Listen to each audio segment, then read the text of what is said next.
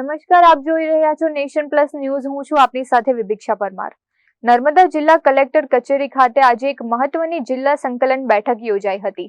આ બેઠકમાં ભરૂચના સાંસદ મનસુખ વસાવા અને નાંદોદના ધારાસભ્ય ડોક્ટર દર્શના દેશમુખે ઉપસ્થિત રહીને જિલ્લાના લોકભોગ્ય અને પર્યાવરણને લગતા અત્યંત ગંભીર પ્રશ્નો ઉઠાવ્યા હતા.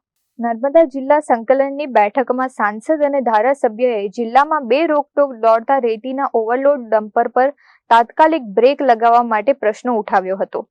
આ ઉપરાંત જંગલ વિસ્તારમાં પર્યાવરણને નુકસાન પહોંચાડી રહેલા તત્વો સામે પણ ભારે નારાજગી વ્યક્ત કરવામાં આવી હતી.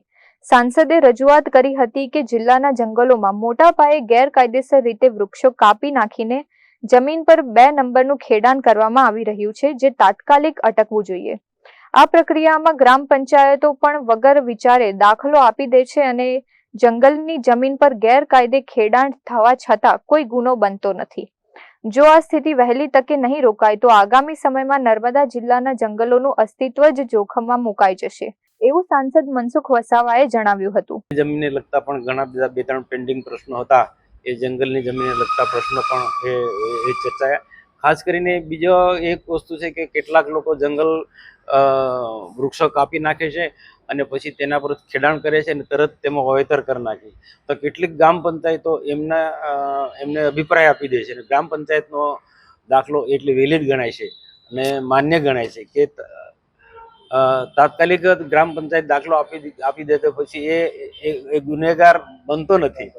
એ કાયદેસરનો એ જમીનનો માલિક બની જાય છે. તો આ પણ એક મોટો પ્રશ્ન છે. આજના ચાલુ રહેશે તો આવનારા દિવસોમાં જંગલો બચવાના નથી અને લોકો વૃક્ષો કાપશે અને ખેડાણ કરશે.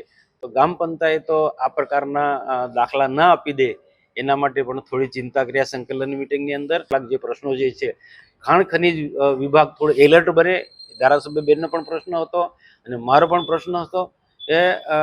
આ સૌથી ઘણી બધી ફરિયાદો છે બેફામ પ્રમાણે હાઈવા રેતી ભરેલા કે માટી ભરેલા કે પથ્થર ભરેલા જે ચાલે છે એના પર બ્રેક લાગવી જોઈએ. એની પણ અમે રજૂઆત કરી અને ક્યાંક જિલ્લાની અંદર ખાણ ખનીજ આડેધડ જે વહીવટી મંજૂરી આપી દેવામાં આવે છે. Deepak Jagtap, nation plus news, Narmada. સમાચારોના સતત અપડેટ મેળવવા માટે અમારી નેશન પ્લસ ન્યૂઝની યુટ્યુબ ચેનલને સબસ્ક્રાઇબ કરો, બેલ આઇકન દબાવો અને જોડાયેલા રહો ફેસબુક, ઇન્સ્ટાગ્રામ અને ટ્વિટર પર.